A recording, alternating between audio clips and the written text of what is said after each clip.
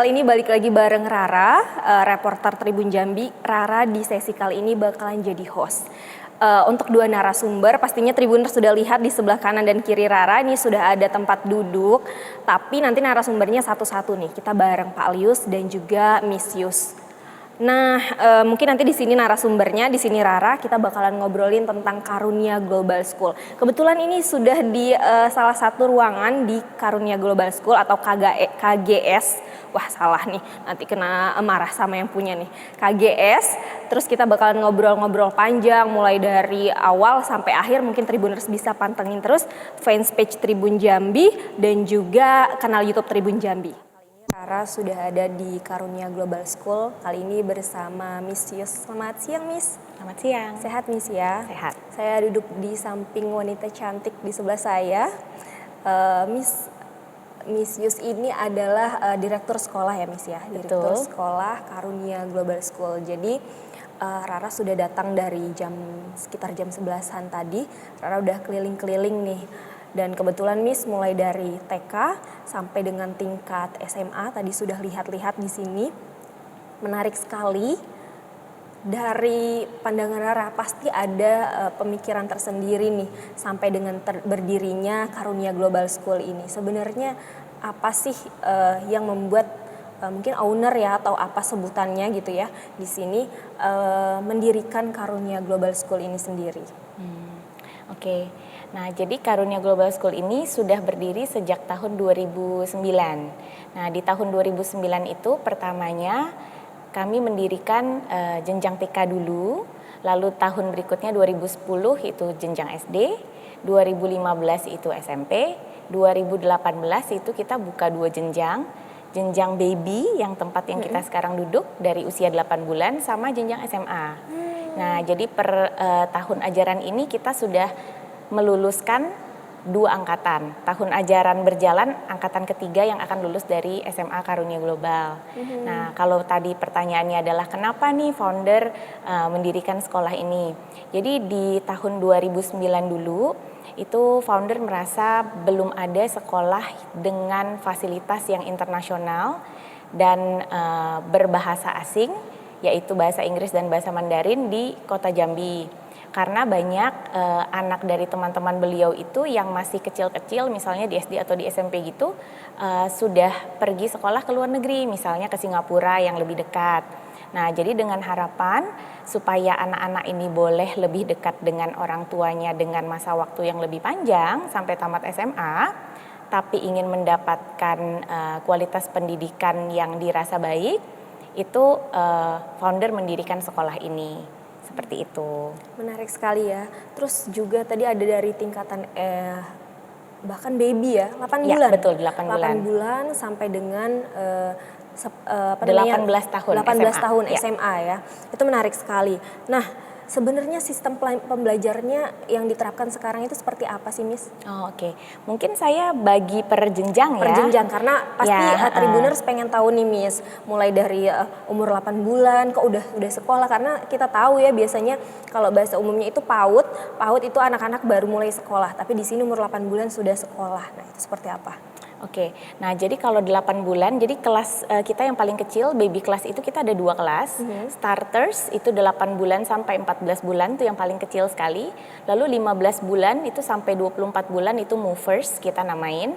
Ini program babynya. Untuk khusus program baby ini harus didampingi dengan ibu atau pengasuh. Jadi datang ke sekolahnya tuh nggak sendirian. Karena tujuannya adalah stimulasi sensori. Nah, jadi anak-anak datang itu ke ruangan ini, mereka harus nge-gym ya, nge-gym bukan seperti orang dewasa, tapi melatih gross motornya. Jadi gerakan tangan, menguatkan gerakan tangan, gerakan kaki untuk membantu anak-anak ini supaya nanti berjalannya sudah baik pada saat dia nanti masuk ke jenjang toddlers 2 tahun yang sudah tidak bisa didampingi orang tuanya lagi. Tapi nggak hanya gross motor aja, anak-anak juga diberi stimulus literasi, itu kita ada mendongengnya, ada bahasanya, ada musik, terus ada soft motor juga yang mereka pakai jari-jari kecil ya, menguatkan jemari, terus juga ada storytelling gitu. Jadi paket stimulasi bayi bersama orang tuanya gitu. Jadi kalau misalnya orang tuanya di rumah itu bingung misalnya, saya kasih kegiatan apa ya ke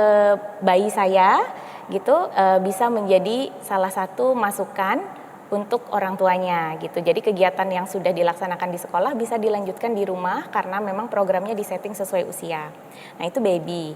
Nah terus kalau yang di preschool mungkin belakangan ini nyaring terdengar project based learning ya dari kurikulum Merdeka. Nah kalau di TK kami itu project based learning ini malah sudah diterapkan sejak tahun 2016. Jadi dari tahun 2016 dulu anak-anak di TK ini memang belajarnya dengan project. Nanti pada saat bagi raport mereka terima satu portfolio yang menceritakan pembelajaran mereka. Contoh nih di belakang kita kan ada kebetulan gambarnya banyak hewan-hewan ya. Misalnya temanya tentang hewan deh, contoh gitu. Jadi nanti gurunya memberi cerita dulu nih di awal, misalnya memperkenalkan beberapa jenis hewan yang hidup di darat. Nanti mereka akan diajak field tripnya itu pergi ke kebun binatang misalnya. Lalu nanti binatangnya pun akan diperlihatkan juga. Terus nanti di ujungnya mereka akan bikin sebuah project. Nah, tapi nggak hanya mempelajari hewan-hewan aja ya tujuannya. Jadi dalam project based learning ini nih anak-anak itu justru melatih social skill-nya karena mereka nanti pada saat mau mengerjakan project itu mereka berdiskusi nih sama teman. Kita mau bikin project ini gimana ya, nyusunnya gimana ya gitu. Jadi kan melatih teamwork, melatih komunikasi gitu. Jadi social skill-nya anak-anak juga terbangun gitu melalui project ini. Nah, kalau literasinya itu kita mengajarkan bahasa Indonesia, bahasa Inggris dan bahasa Mandarin. Nah, untuk yang bahasa Inggrisnya itu fonetiknya itu kita pakai Letterland dari UK. Oke, Seperti kita sudah itu. punya standar ya. Ya, kalau untuk phonics kita pakainya Letterland dari UK ya, United Kingdom. Terus di TK itu kita juga tentu ada program numerasi. Lalu tidak lupa pasti karakter ya, tapi kalau karakter itu nanti sampai SMA pun ada pelajaran character buildingnya. Nah, anak-anak ini tentu apapun programnya, kalau di jenjang TK yang dituju tetap ingin mengembangkan anak-anak sesuai dengan 6 aspek perkembangan, gitu, sesuai dengan yang Dinas Pendidikan arahkan, gitu. Jadi tujuannya tetap sama, stimulusnya untuk semua aspek perkembangannya anak. Nah itu TK. Kalau kita cerita SD sampai ke jenjang yang lebih tinggi, karena sekolah kami adalah sekolah SPK, kurikulum asing yang kami pakai bersamaan dengan kurikulum nasional Indonesia, kurikulum Merdeka tahun ini adalah Cambridge International Curriculum. Ini kurikulum dari UK juga. Jadi anak-anak itu nanti kalau tamat keuntungannya bisa punya 2 ijazah nih.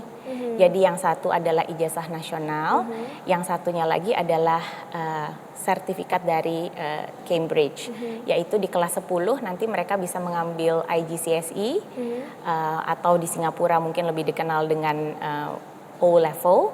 Nanti di SMA-nya itu optional, mereka boleh kalau mau nambah ngambil A level Cambridge gitu. Jadi kalau misalnya memang ada keinginan nanti sekolah lanjut kuliah di luar negeri, mereka bisa pakai ijazah yang dari Cambridge-nya. Kalau misalnya memilih untuk melanjutkan perkuliahan di Indonesia, itu bisa memakai ijazah nasional, tapi mereka punya nilai plus, mereka sudah fasih berbahasa Inggris, berbahasa Indonesia tentu saja, dan juga ada tambahan bahasa Mandarin, seperti itu. Luar biasa ya, jadi kita punya 2 ya, itu opsi buat mereka. Kalau di jenjang SMA iya, jadi sertifikat ujian, sertifikat internasionalnya ini optional, seperti itu. Oke, baik. Miss, mungkin kita bertanya-tanya nih, sebenarnya gimana sih syarat untuk masuk ke sini kayak gitu, tahapannya? Oke.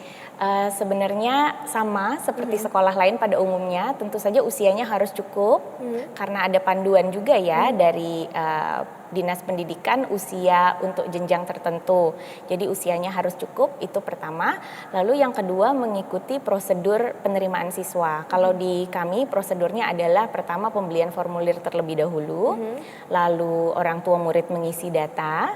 Setelah itu nanti kita akan jadwalkan untuk trial atau diagnostic test. Jadi kalau yang di TK kita selalu ada free 3 days trial yang tujuannya adalah dua arah nih. Jadi sebagai orang tua bisa melihat bagaimana anaknya di sekolah, nyaman atau enggak, bagaimana lingkungannya, gurunya gimana gitu. Tapi dari sisi sekolah, karena setelah trial itu kita harus memberi feedback kepada orang tua murid, itu kita juga melakukan observasi gitu. Jadi dalam 3 hari itu wali kelasnya melakukan observasi apakah anak ini sudah sesuai dengan checklist yang sudah kita siapkan untuk level seusianya. Nah, nanti setelah selesai trial itu kita biasa memberikan hasil diagnostic report itu kepada orang tua sekaligus melakukan interview. Kita cocokkan dengan kebiasaan anak di rumah seperti itu. Tapi kalau yang di jenjang yang lebih tinggi itu kita ada diagnostic test ya. Tujuannya bukan untuk kalau nggak lulus nggak diterima, tidak, tapi sesuai namanya kita ingin tahu apabila anak ini dari sebelumnya berasal dari sekolah luar KGS, itu anak ini kemampuannya di beberapa mata pelajaran itu seperti apa. Nah, jadi tujuannya sih untuk mengetahui, untuk diagnose. Seperti itu. Nah, tapi kita tiap tahun itu selalu ada nih. Nah, mungkin ini yang saya mau sharing ya. Setiap tahun itu kita selalu buka big trial. Jadi untuk semua jenjang itu kita nama programnya KGS Explore. Jadi kita mengundang khalayak umum untuk boleh datang ke sekolah kita untuk cobain tuh kalau menjadi siswa KGS di SD 1 hari full itu seperti apa. Di SMP seperti apa, di SMA seperti apa. Kita akan buka ini tanggal, yang pertama itu mulai dari tanggal 23 Agustus ini. Gitu. Jadi ini informasinya pas, ya seperti itu. Jadi mulai tanggal 23 ya open for public. Nanti kita biasanya selalu akan post di sosial media kita. Jadi di Instagramnya boleh disampaikan. Sekolah itu kita akan post detailnya di mana bisa mendaftar untuk kegiatan ini, dan kegiatan ini free juga. Nama sosial medianya mungkin Miss? Di Instagram itu namanya @karuniaglobalschool. Dan seperti itu. 23 itu kegiatannya atau 23 itu daftarnya mulai? 23 itu kegiatannya. Ya, jadi segera setelah informasinya nanti tersedia di Instagram itu udah boleh daftar. Menarik sekali ya Tribuners. Nah, Miss, kita pengen tahu dari kegiatan-kegiatan dan itu tadi ya ada berbagai kurikulum yang disampaikan, pasti ada dong yang namanya ekstrakurikuler. Nah, kita pengen tahu juga nih seperti apa ekstrakurikulernya. Setuju sekali. Jadi kalau di pendidikan itu kita tidak selalu bicara tentang akademis saja ya. Jadi sejak kecil sekolah berusaha untuk membantu orang tua mencari dan menemukan talentanya anak-anak. Nah, caranya adalah melalui ekstrakurikuler tadi. Jadi anak-anak dari TK kita buka program ekstrakurikuler macam-macam sih. Cuman biasanya dibagi ke beberapa area. Misalnya area olahraga. Dari preschool itu contoh aja kita ada basket misalnya, terus nanti yang kesenian itu kita ada art and craft, clay art misalnya, mewarnai, menggambar, terus science-nya kita ada science experiment, terus ada dance, menari, kayak gitu. Semakin jenjangnya semakin tinggi nanti ada beberapa tambahan yang agak berbeda ya, misalnya di jenjang atas tahun ini itu ada menyulam, ada desain, ada sinematografi, misalnya terus ada storytelling, ada macam-macam, lumayan banyak. Terus anak-anak bebas milih, at least pilih satu. Gitu. Artinya setiap tahun kemungkinan kita bakalan ada tambahan ekskul baru. Belum tentu baru, tapi kita memastikan jumlah pilihan ekstrakurikuler ini cukup untuk semua anak-anak memilih paling tidak satu. Seperti itu. Menarik. Dan kita dari luar mungkin kita melihat ya Miss ya, apakah kalau jadi siswa KGS ini kita harus menginap seperti boarding school gitu atau seperti apa Miss? Nah kebetulan kalau di KGS ini kita siswanya itu datangnya dari kota Jambi mayoritas ya. Jadi kita belum punya boarding school. Jadi anak-anak datang ke sekolah pagi hari dan pulang ke rumah siang sampai sore. Tergantung kalau mereka ada kegiatan ekstrakurikuler maka lebih sore.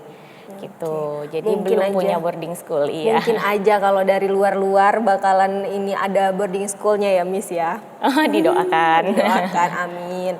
Terus Miss, tadi kan ada berbagai ini ya kurikulum dan juga dari anak umur 8 bulan sampai dengan dia udah tingkatan SMA. Pasti punya pendekatan tersendiri nih bagi mereka. Nah, seperti apa sih pendekatan kita terhadap mereka nih Miss?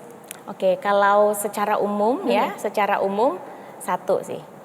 Pendekatannya itu student centered approach. Jadi memang yang dikedepankan adalah siswa ya.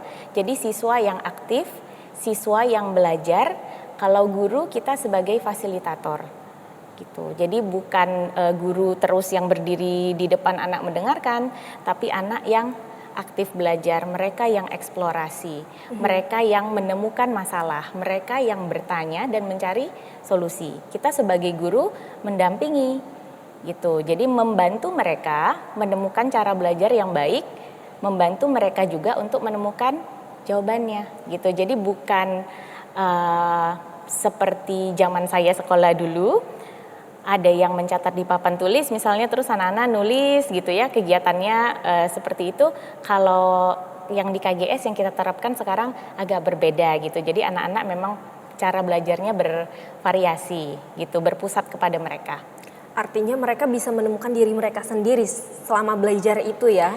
Harapannya seperti itu. Jadi tujuannya anak-anak bersekolah tentu saja nanti di kemudian hari itu ingin menjadi seseorang yang bertalenta kan. Nah, jadi tujuannya KGS juga sama gitu, membantu anak-anak untuk menemukan talentanya masing-masing supaya pada saat mereka nanti harus melanjutkan ke pendidikan yang sudah ke perguruan tinggi atau terjun ke masyarakat itu, mereka bisa punya bekal gitu, menemukan talentanya sendiri dan bisa terjun ke masyarakat dengan apa yang kami perlengkapi dari sekolah, seperti itu. Menarik sekali. Nah, Tribuners pasti pengen tahu lebih lanjut kan tentang KGS. Nah, jangan kemana-mana. Sesaat lagi Rara bakalan ngobrol bareng Pak Lius. Pak Lius itu siapa? Saat lagi tetap di Tribun Jambi. Oke Tribuners, tadi seperti yang udah Rara janjikan, Rara tadi mau ngobrol bareng Pak Lius. Sebelah Rara sudah ada Pak Lius. Siang Pak Lius, sehat ya Pak? Selamat siang, sehat. Alhamdulillah. Pak Lius ini Direktur Operasional Pak ya, Direktur Operasional KGS. Nah kali ini Ratu sudah di KGS, Karunia Global School. Pak Lius, tadi kan udah ngobrol nih dengan Bu Yus, Miss Yus ya. Rara juga pengen tahu nih, gimana sih kalau untuk di KGS ini, sistem pembelajarannya dari awal sampai sekarang, apakah ada perubahan atau dari awal memang seperti itu? Oke, ya terima kasih pertanyaannya.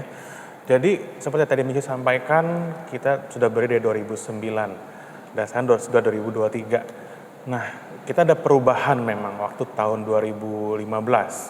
Jadi sebelum tahun 2015, dari 2009 sampai 2015, kita memang sekolah dengan National Plus sistemnya. Jadi plusnya di mana? Di bahasa Inggrisnya. Jadi matematika berbahasa Inggris, pelajaran IPA berbahasa Inggris, tentunya bahasa Inggrisnya pun kita juga memakai buku luar, buku asing. Nah, tetapi pemerintah memiliki regulasi berbeda. Jadi tahun 2015 kita diwajibkan untuk menjadi sekolah Satuan Pendidikan Kerjasama sebagai pengganti nama sekolah internasional. Nah, jadi tahun 2015 kita menggunakan kurikulum Cambridge dari Inggris. Seperti itu. Jadi perubahannya di situ perubahannya ya. di situ dan lebih banyak lagi mata pelajaran yang berbahasa Inggris. Tidak hanya 3 mata pelajaran itu saja. Seperti itu. Sampai sekarang Sampai ya. sekarang. Dan jadi nanti setiap akhir dari jenjangnya misalnya di SD, itu lalu di SMP dan di SMA itu ada ujian langsung dari Inggris. Yang harus siswa kerjakan dan dikirim ke Inggris dan pihak dari Inggris yang memeriksa. Seperti itu. Tadi disampaikan juga mengenai 2 ijazah. Nah, ijazah dari Cambridge UCLA itu hasil dari ujian dari Inggris yang itu. dari Inggrisnya itu. Betul, seperti itu. Menarik sekali. Berarti otomatis mau tidak mau itu terbawa dan akhirnya mereka terbiasa untuk berbicara bahasa Inggris ya Pak ya. Betul. Jadi memang di sekolah kita berbahasa Inggrisnya tidak hanya pelajaran, tapi justru menjadi sebuah media atau medium of instruction. Jadi kalau guru-guru ngomong sama anak-anak memang berbahasa Inggris. Karena memang pemerintah mengizinkan kita sebagai sekolah satu pendidikan kerjasama untuk menggunakan bahasa Inggris sebagai bahasa pengantar. Seperti itu. Menarik ya, Tribuners kalau mau sekolah sini, belajar bahasa Inggris di sini, oke? Nah, selanjutnya nih Pak, kita tuh pengen tahu gimana sih, pastinya kan tenaga pengajar juga harus dipersiapkan juga Betul. ya sebelum mereka memberikan informasi, memberikan keilmuannya kepada para siswa. Nah, Betul. gimana kita untuk mempersiapkan para tenaga pengajarnya ini tadi? Jadi kalau bicara tentang pengajar, itu dari awal ketika merekrut mereka kita sudah melakukan pemetaan, Bu. Kita petakan dulu kebutuhan pelatihan untuk setiap individu. Nah, lalu dilihat lagi jenjang mengajarnya. Jenjang TK, tadi disampaikan Ibu Yus, ada Letterland dari UK.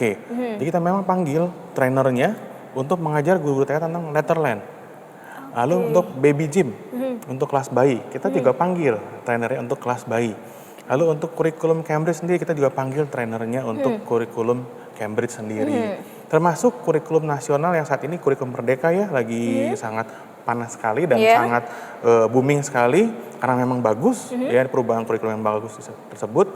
Kita juga panggil pelatihnya. Kita kemarin ada meminta tolong dari UIN Jambi untuk mengisi pelatihan kepada kita untuk kurikulum Merdeka dan juga pengawas sekolah dari Dinas Pendidikan juga. Seperti itu. Berarti semuanya kita ada standar-standar yang kita terapkan ya Betul, Pak ya? jadi sehingga kualitas yang diberikan oleh guru-guru itu terjamin. Jadi sebelum anak-anak diajar oleh si guru, gurunya sendiri harus diberikan pembekalan terlebih dahulu. Menarik sekali sih Pak. Nah, dari situ pastinya siswa yang tumbuh di sekolah ini ya, di KGS ini, ada sesuatu yang mereka ciptakan gitu ya. Salah satunya mungkin ada prestasi-prestasi nih Pak. Betul. Kita pengen tahu prestasi apa sih yang sudah diraih sejauh ini. Apalagi tadi Rara sudah jalan-jalan nih Pak nih ya. Ada labnya itu lengkap sekali. Betul. Lab fisika, kimia, terus juga biologi dan lain sebagainya. Terus ada musik, belum lagi teater dan lain sebagainya. Kalau mau disebutkan habis nanti ini durasinya Tribuners. Nah, apa prestasi yang sudah diraih oleh para siswa nih Pak? Oke, kita bicara prestasi tidak hanya siswa, tidak hanya guru, tidak hanya sekolah ya. Jadi kalau bicara tentang siswa, kemarin saja bulan Juli kita berhasil mendapatkan medali perak dan perunggu untuk lomba Olimpiade Matematika di Korea Selatan. Korea Selatan, Tribuners. Lalu kemarin juga kita sempat mengikuti Olimpiade Kimia di Unja dan juga dapat juara. Dan beberapa siswa kita untuk nilai Cambridge-nya itu tertinggi di Indonesia. Gitu. Di Indonesia, Pak ya? Jadi bisa dibilang memang dari Jambi kota yang tidak besar, tapi kita berhasil bisa untuk bersaing dengan siswa-siswa di luar negeri. Dan tidak hanya itu, sekolahnya pun juga harus juga mempertahankan kualitasnya dengan cara menjadi sekolah yang baik. Nah, kita kemarin tahun lalu kita menjadi SD-nya terpilih menjadi sekolah sehat tingkat kota, juara 1. Seperti itu. Oke, sekolah sehat tingkat TK. Ya, dan juga gurunya ikutan juga, nggak mau kalah. Kemarin ini ikut lomba juga juara 1 untuk paduan suara. Seperti itu. Menarik sekali. Nah, berarti artinya dari situ juga siswa ada ibarat kata pembelajaran yang diterapkan dari guru tadi ya ke siswa, terus juga mereka dikasih keleluasaan untuk belajar sendiri di ruangan-ruangan yang tadi itu tadi ya Pak ya. Betul. Oke, menarik sekali nih Tribuners.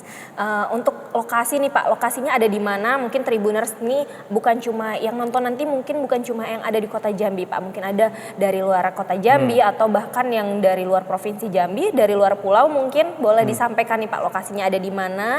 Terus juga kalau pengen tahu informasi lengkap dari KGS itu kita bisa menghubungi mana nih? Nomornya atau lain sebagainya? Oke, ya jadi Karunia Global School terletak hanya satu di Kecamatan Jelutung, Kebun Handil. Jadi kalau mau gampang tinggal dicari Jalan M. Yunusanis, ada lorong ya SD 35. Nah, itu di sebelah lorong kanannya itu TK kita dan masuk ke dalam lorong lagi sebelah kiri itulah gedung SD kita. Biasanya kalau orang-orang yang menikah kita memakai aula kita untuk aula Karunia Global School. Dan kalau memang mau cari kita di sosial media gampang banget. Kita ada di karuniaglobal.school ya di Instagram, di TikTok pun ada ya kita akunnya @karuniaglobalschool. Nah, nanti di sini ada nomor marketingnya. Tinggal dicatat di nomor marketingnya di bawah ini untuk teman-teman bisa hubungi kalau mau tahu lebih lanjut Bahkan kalau mau jadi guru pun bisa loh Bu di sini. Oke, Ya. kita membuka kesempatan Ya, ya. jadi memang kita membuka kesempatan tidak hanya untuk guru-guru di luar Jambi. Untuk guru-guru yang di dalam Jambi minimal S1 ya, sudah ada pengalaman mengajar, bisa berbahasa Inggris, bisa untuk daftar ke sini. Tentunya nanti ada tes-tes ya Bu ya. Karena ketika kita mau mengajar anak, kita harus mengetahui posisi guru sudah sampai mana kemampuannya. Jadi yang kita terima ya memang sesuai dengan kemampuan yang dibutuhkan oleh sekolah kita.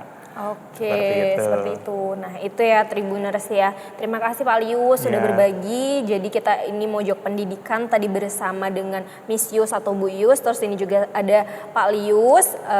Kali ini Rara berterima kasih juga udah sharing-sharing. Wawasan Rara juga bertambah dengan adanya sharing kita siang Ya. hari ini.